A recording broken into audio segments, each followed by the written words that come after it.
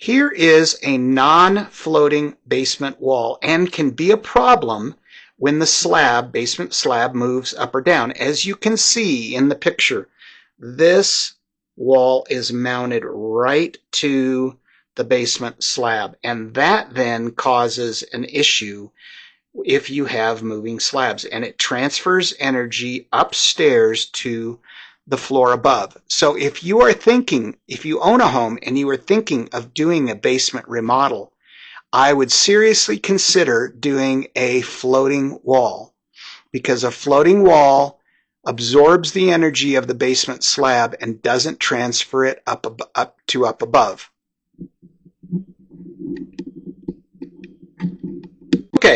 Okay, so here is a great design picture for a floating wall, and it is showing us how the double sill plate isolates the movement of the slab from the upper wall above.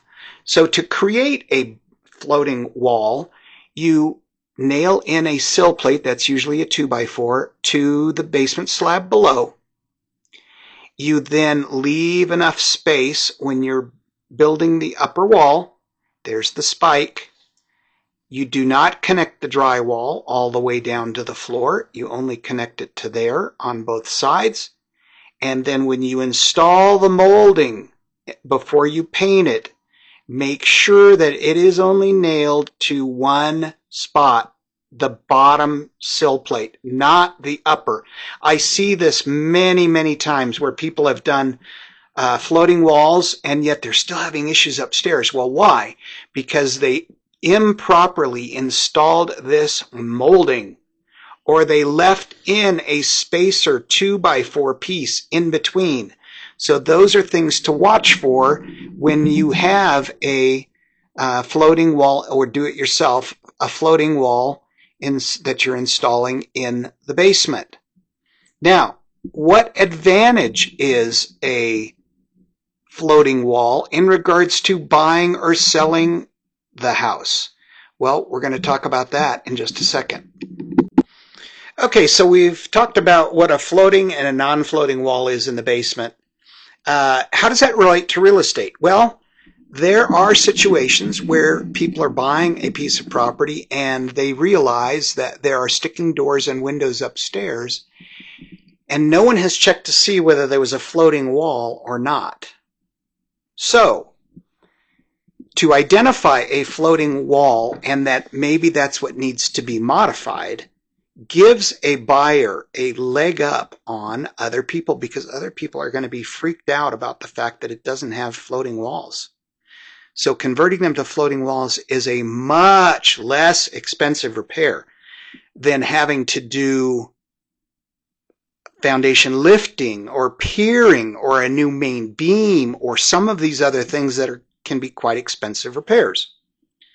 So it gives this person an advantage to be able to do that. And as a seller, of course, you want to get the most money you can for your property, right? So the way to do that is, if you have cracking upstairs, you don't want to have a buyer get sucked into this issue of, oh my gosh, the whole house is settling. How terrible is that? Well, no, it's not really settling. You just have a change to the slab or the lower basement walls down below. So to convert those to floating walls should bring you fair market value, assuming that there aren't any other foundation issues. And as a buyer, if you can identify that and you receive a discount on the house, well, you've made money. And that's the old saying, right? Is you make money when you buy a house. You don't make it when you sell it. And as a seller, you don't want to leave money on the table, do you? You want to get the full market value for your house. So it almost always pays to have these modifications done before you put the house on the market, because then you can say, yeah, we had, those basement slabs moved around. It's 50, 60 years old or whatever, but we took care of it and we've modified it to minimize that basement move-in. So I hope this helps for all folks who are involved in real estate, or who are homeowners, or who are thinking of buying something. There's a lot more details in Foundation Repair Academy, but I hope this information has helped you. And man, I'd love it if you'd subscribe or comment or like or follow.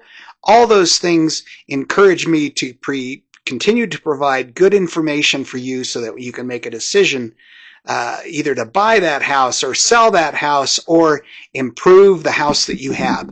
So thanks for watching.